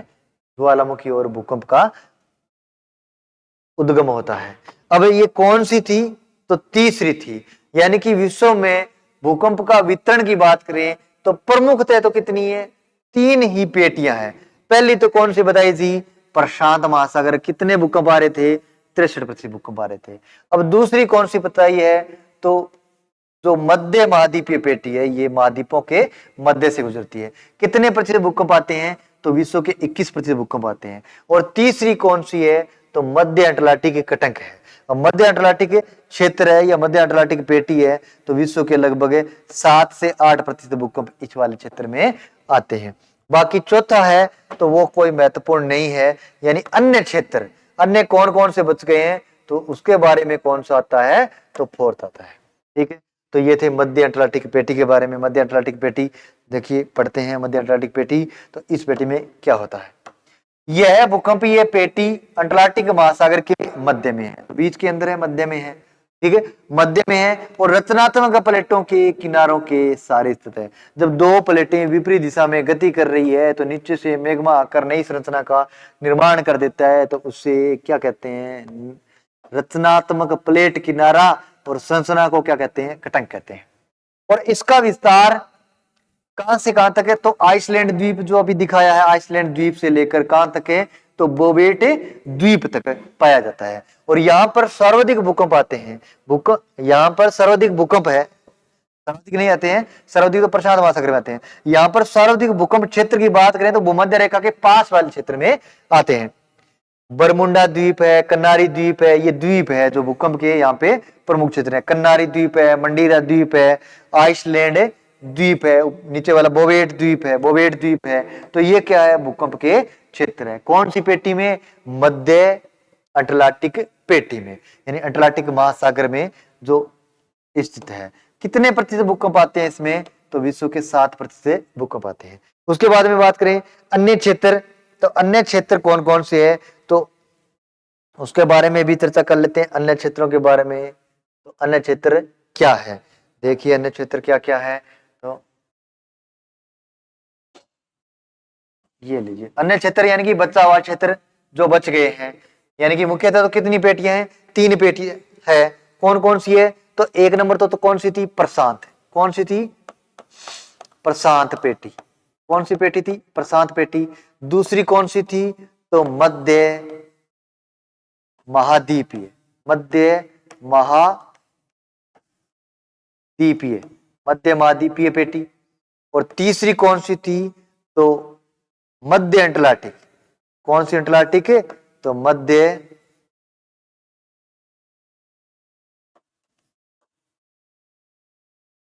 मध्य अटलांटिक पेटी, यानी 3 पेटियां हैं। यहाँ पे कितने प्रतिशत बताए थे? 63% आते हैं। यहाँ पे कितने बताए हैं? तो 21% आते हैं। और यहाँ पे तो कितने आते हैं? तो 7% भूकंप आते हैं। बाकी क्या बच गया है? तो अन्य भूकंप क्षेत्र बच गया है। और ये कोई विशेष पेटी का नाम है नहीं है, वैसे ही 3 ही पेटियां हैं जहाँ पे भूकंप पाए जाते हैं। जैसे विश्व में ज्वालामुखी के वितरण की बात आ जाए तो यही क्षेत्र है, यानी कि प्रशांत पेटी में सबसे ज्यादा ज्वालामुखी और सबसे ज्यादा भूकंप आते हैं। मध्य महाद्वीपीय पेटी में सबसे ज्यादा भूकंप और सबसे ज्यादा ज्वालामुखी, और मध्य अटलांटिक तट में सबसे ज्यादा ज्वालामुखी और सबसे ज्यादा भूकंप। तो तीनों, यानी ज्वालामुखी का वितरण क्षेत्र और भूकंप का वितरण क्षेत्र क्या है? सेम ही है, उसमें कोई अंतर नहीं है। उसके बाद में अन्य क्षेत्र के बारे में बात कर रहे थे। अन्य क्षेत्र कौन कौन से हैं? तो इन 3 प्रमुख पेटियों के अलावा कुछ अन्य क्षेत्र जिनमें महाद्वीपीय पेटी का, मध्य महाद्वीपीय पेटी की एक शाखा एशिया माइनर से प्रारंभ होकर अफ्रीका के महान भ्रंश, देखिए अफ्रीका की महान भ्रंश घाटी है, यहाँ पे भी भूकंप आते हैं। महान भ्रंश घाटी यानी कि भ्रंश मतलब क्या होती है? दरार। जैसे एक बल बताया था आपको, कौन सा? तनाव। कौन सा बल है? तनाव बल। तनाव मतलब है टेंशन। टेंशन कब हो जाती है? जब चट्टानों में विपरीत दिशा में बल लगता है, ठीक है। तो इसके कारण तनाव उत्पन्न होता है। अब थोड़ा तनाव है तो थोड़ी दरार पड़ेगी, अगर बहुत ज्यादा तनाव है तो बहुत अधिक मोटाई की दरार पड़ जाएगी, और जिसे क्या कहते हैं? भ्रंश कहते हैं। जिसे क्या कहते हैं? भ्रंश कहते हैं। और यही भ्रंश सबसे बड़ी कहां पे है? तो अफ्रीका महाद्वीप में है, जिसे कहते हैं अफ्रीका की महान भ्रंश घाटी। अब घाटी क्या होती है? गहरा स्थान। जैसे वी आकार की घाटी नाम सुना है, तो गहरी, कैसी? वी अक्षर के समान। वैसे ही घाटी यानी महान भ्रंश घाटी, तो घाटी मतलब गहरी है। कैसी है? कहां पे है? तो चलते हैं मैप पर। कौन सा मैप? ये वाला मैप में ज्यादा हो गया थोड़ा सा। तो अफ्रीका की महान भ्रंश घाटी की बात करनी है तो इस वाले क्षेत्र में, कहां पे? यहाँ पे मलावी झील से लेकर ऊपर में ऐसे चलते चलते एक बहुत बड़ी खाई बन गई है। एक बहुत बड़ी खाई बन गई है, जिसे क्या कहते हैं? भ्रंश घाटी। कौन सी भ्रंश? तो महान भ्रंश घाटी, यानी कि विश्व की सबसे लंबी भ्रंश घाटी की बात करें तो कौन सी है, कहां पे है? तो अफ्रीका में है, जिसका नाम ग्रेट वैली या फिर महान भ्रंश घाटी के नाम से जानते हैं। यानी कि इससे बड़ी घाटी है वो विश्व में कहीं पे नहीं है। अब यहाँ पे जो लाल सागर का जो क्षेत्र है वो भी इसके अंदर आ जाएगा। लाल सागर है, अरब का कुछ क्षेत्र आ जाएगा, और जो विक्टोरिया झील वगैरह है तो वो भी क्या इससे घाटी के अंदर स्थित है। तो विश्व की सबसे महान भ्रंश घाटी है, तो इसके किनारे पे अभी भूकंप आते हैं। क्यों आते हैं? तो किसके कारण बनी है, यानी कि एक प्लेट इधर गति कर रही थी, दूसरी इधर गति कर रही थी, तो इसके कारण बीच में क्या उत्पन्न हुआ, तनाव, तनाव से दरार आई, दरार का रूप है विशाल होता गया और क्या बन गई, भ्रंश बन गई। तो भ्रंश बनी है तो सीधी सी बात है चट्टानें टूटी है, और टूटते ही भूकंप का अनुभव हुआ है। तो इस वाले क्षेत्र में भी भूकंप आते हैं, जैसे यहाँ पे। तो महान भ्रंश घाटी से होकर सारे फैली हुई है जो नील नदी, नील नदी वहीं पे है, तो के बेसिन के क्षेत्र में प्राय भ्रंश मूलक भूकंप आते हैं। अदन की खाड़ी है, तो ये अदन की खाड़ी है, तो ये लाल सागर के पास वाली है, लाल सागर से जो अदन की खाड़ी है, लाल सागर है, इससे होकर भ्रंश घाटी फैली हुई है। तो ये सारा का सारा महान भ्रंश घाटी है, उस क्षेत्र में आता है कौन सा, अन्य भूकंप क्षेत्र। अब बात करते हैं भूकंप के प्रभाव की। तो प्रभाव क्या क्या पड़ते हैं, तो दो प्रकार के प्रभाव हैं। कौन कौन से, एक तो विनाशकारी प्रभाव होता है, और दूसरा कौन सा होता है, तो रचनात्मक प्रभाव होता है, नई कोई संरचना बन सकती है, ठीक है, या लाभकारी प्रभाव भी कह सकते हैं।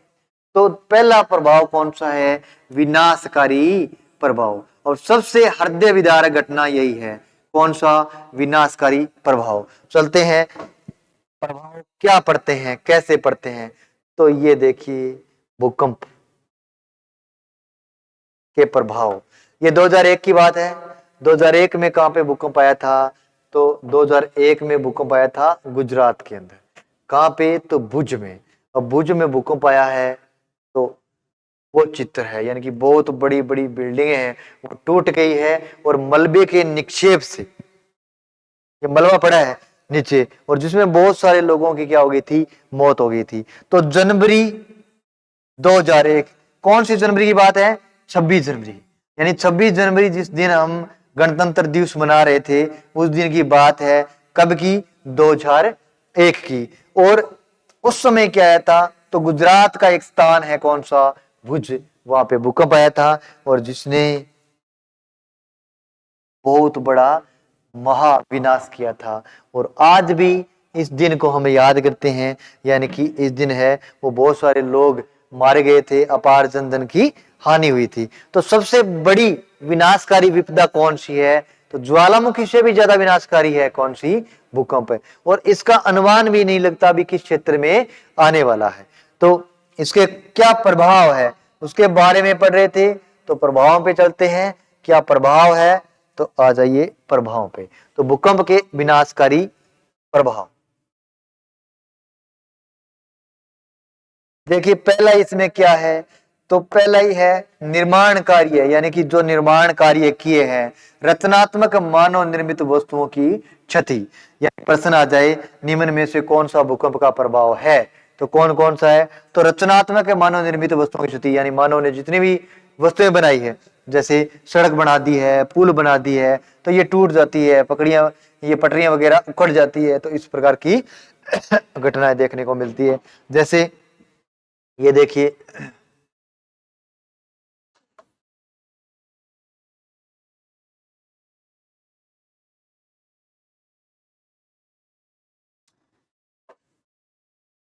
ये देखिए, यानी कि बहुत बड़ी है, ऐसे दरार बन सकती है, पूरी की पूरी सड़क है वो टूट सकती है। तो इस प्रकार की घटनाएं किस में होती है, तो ये विनाशकारी घटनाएं कहलाती है। कौन सी, कौन से परिणाम है ये, विनाशकारी परिणाम है किसके, भूकंप के। तो एक तो कौन सा है, मानव ने जितनी भी चीजें बनाई है वो क्या हो जाती है, टूट फूट जाती है, और महा विनाश हो जाता है। उसके बाद में क्या प्रभाव पड़ता है, नगरों का नष्ट हो जाना।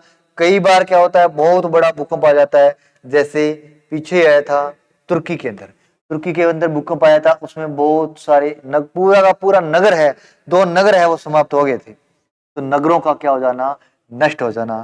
फिर है बाढ़ का प्रकोप, यानी भूकंप से बाढ़ कैसे आती है, जैसे नदी है अपने मार्ग में चल रही थी, और भूकंप आने के कारण उसका मार्ग परिवर्तित हो गया है, तो मान लो दूसरा स्थान वो दूसरे स्थान से होकर गुजरेगी, और जिस स्थान से होकर नया रास्ता बनाएगी, वहां अगर मार्ग में कोई क्षेत्र गांव का आता है, तो वो जल में मगन हो जाता है। तो उसके कारण है तो बाढ़ों का प्रकोप यानी कि बाढ़ें आ जाती है। आग का लग जाना यानी कि जो मकान वगैरह टूटेंगे तो टूटने से है वो विभिन्न जो बिजली के उपकरण हैं उनसे आग लग सकती है, यानी कि टूटने से, रगड़न से या घर्षण से भी आग लग सकती है, तो आग लग जाती है। और फिर दरारों का निर्माण यानी चट्टानों में या सड़कों पर बहुत बड़ी दरारें पड़ जाती है। तो ये आप जानते हो, इनके बारे में ज्यादा पढ़ने की जरूरत नहीं है। देखिए आगे क्या लिखा है, खास बात क्या है, तो खास बात है भू संकलन। अब भू संकलन है वो एक नई चीज है थोड़ी सी, यानी कि ये पहले चर्चा में नहीं था। अब देखते हैं, क्योंकि पर्वतीय भागों पे पहले मार्ग नहीं थे, सड़क मार्ग नहीं थे। अब क्या है, सड़क मार्ग बन गए हैं तो वहां पे गाड़ियां वगैरह लेके जाते हैं, तो भू संकलन की घटनाएं हमें देखने को मिलती है। जैसे कोई सड़क मार्ग है, उस पे आके बहुत बड़ी चट्टान आके गिर गई है, तो चट्टान के फिसल के गिर जाना ही क्या कहलाता है, भू संकलन कहलाता है। और जैसे ही चट्टान गिरेगी, टूट के नीचे गिरेगी, तो कंपन होगा, भूकंप आएगा। तो ये भू संकलन भी भूकंप के कारण आ सकता है, यानी कि किसी और कारण से भूकंप आया है तो उसके कारण भी चट्टानें टूट के नीचे गिर सकती है, तो भूकंप है, भूस्खलन भी होता है।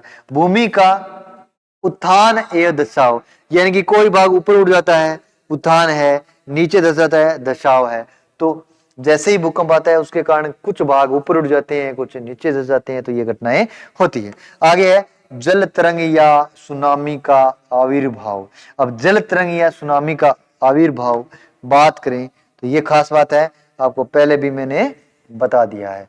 अब इसका आविर्भाव कैसे होता है उसके बारे में बात करें तो सिंपल सी बात है, जब भूकंप का उद्गम केंद्र है वो कहां पे हो, सागर तल पे हो, और कितनी तीव्रता का हो, तो 7 से अधिक तीव्रता का, यानी रिएक्टर स्केल पे 7 से अधिक तीव्रता का भूकंप अगर महासागरीय तल्ली में आता है तो उसके कारण महासागर का जो जल है, मान लो ये महासागर है, इसका जल है वो ऊपर उठ जाता है। और कितना, 25 से 30 मीटर ऊपर उठ जाता है, 30 से 35 मीटर तक ऊपर उठ जाता है ये। और ये ऊपर उठा हुआ भाग जब तटों पे पहुंचता है, यानी कि मान लो ये तट है, यहाँ पे लोग रहते हैं, ये तट है, ये भाग है वो इधर पहुंचेगा जैसे जैसे, तो इनकी जो गहराई होती है वो कम होती जाती है जी। जैसे ये जल का भाग है तो इसकी गहराई तट की ओर आएगा, कम होती जाएगी, वैसे ही इसका ऊंचाई है वो क्या है, बढ़ती जाएगी। और आगे का जो तटीय क्षेत्र है जहाँ पे लोग रहते हैं वो जलमग्न हो जाता है। तो उसे क्या कहते हैं, सुनामी कहते हैं। कौन सी भाषा का है, तो जापानी भाषा का शब्द है, क्योंकि सबसे ज्यादा विश्व में भूकंप कहाँ पे आते हैं, तो सुनामी में जापान में आते हैं, और सुनामी भी कहाँ पे आती है, तो जापान में आती है। इसके बारे में बात करते हैं, जल तरंग या फिर सुनामी का आविर्भाव। जल तरंग मतलब जल की लहर, उसको ही कहते हैं जल तरंग। जब भूकंप का केंद्र है समुद्री भाग पर होता है, तब समुद्र में तरंगों के रूप में जल ऊपर उठने से समुद्री लहरों की उत्पत्ति होती है। और जब समुद्र में अधिक तीव्रता का भूकंप आता है तो बहुत ऊंची ऊंची समुद्री लहरें उठती है। ऊंचाई बता दी आपको कितनी हो सकती है, तो 35 मीटर से भी अधिक हो सकती है। कितनी हो सकती है, 35 मीटर से भी अधिक हो सकती है। और जैसे ये जो लहर ऊपर उठी है, जैसे ये लहर ऊपर उठी है, जैसे ये तट भाग पर पहुंचेगी तो नीचे का जो तल होता है उसकी गहराई कम होती जाएगी, और जैसे गहराई कम होती जाएगी तो इस लहर की है वो ऊंचाई बढ़ती जाएगी। ठीक है, तो उसके कारण बहुत बड़े क्षेत्र पे प्रलय हो जाती है, जिसे सुनामी कहते हैं। और ये लहरें जब सागर तट से टकराती है और तटीय प्रदेश जलमग्न हो जाता है और अपार जनधन की क्या होती है, हानि होती है। तो एक तो बात यहाँ पे ध्यान रखने वाली ये है कि सुनामी शब्द है वो किस भाषा का है, तो कौन सी भाषा का है, जापानी भाषा का है। सबसे ज्यादा कहां पे आती है, तो जापान में आती है। सागर महासागर की पूछ ले तो कौन से महासागर में, तो प्रशांत महासागर में, क्योंकि जापान भी कहां पे है, तो प्रशांत महासागर के मध्य के किनारों पे है, और द्वीपों के रूप में, अलग अलग द्वीपों के रूप में पाया जाता है। आगे बात करते हैं नेक्स्ट की, तो भूकंप के लाभकारी प्रभाव। अब लाभ क्या हो सकता है, क्या भूकंप से, तो हो सकता है कुछ लाभ भी हो जाए। तो लाभकारी प्रभाव क्या है, भूकंप के लाभकारी प्रभाव। अब क्या है लाभकारी प्रभाव, इसके बारे में बात करते हैं। लाभकारी प्रभाव, तो भूकंप के लाभकारी प्रभाव की बात करें, यद्यपि भूकंप का सामान्य अर्थ क्या होता है, विनाशकारी घटना से समझा जाता है, लेकिन यद्यपि तथापि अप्रत्यक्ष रूप से भूकंप के कुछ लाभ भी होते हैं जो निम्न है, जैसे झीलों का बन जाना, यानी कि मान लो चट्टानों में दरारें पड़ गई है और बरस पड़ गई है और अनेक बरस बनी है, दरारें जो बनी है उसके अंदर वर्षा का जल भर जाता है तो झील बन गई है, तो झीलों का निर्माण हो जाना। पृथ्वी के आंतरिक भाग की जानकारी मिलना।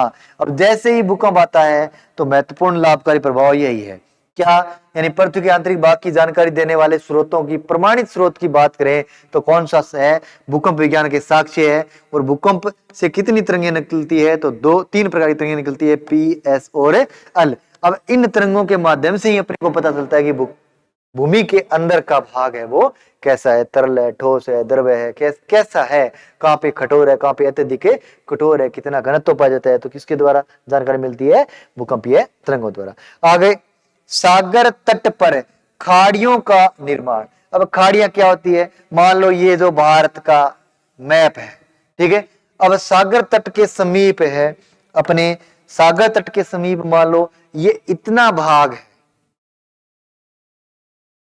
वो भूकंप के कारण धक्का लगा और कहां बैठ गया है, नीचे बैठ गया है, धस गया है, ठीक है। इसके कारण जो जल है यानी कि जलीय भाग है वो कहां तक आ जाएगा, अंदर तक आ जाएगा। अब अंदर तक आ जाएगा तो अंदर तक जो संरचना बनेगी वो क्या कहलाती है, खाड़ी कहलाती है। ये कहलाती है खाड़ी, क्या कहलाती है, खाड़ी। जैसे आपने यहाँ पे देखा होगा कौन सी खाड़ी, कच्छ की खाड़ी, खंबात की खाड़ी, तो ये अंदर वाले खांचे वाले भाग है वही क्या कहलाते हैं, खाड़ी। अरे खांचो मतलब क्या हो गया, खाड़ी।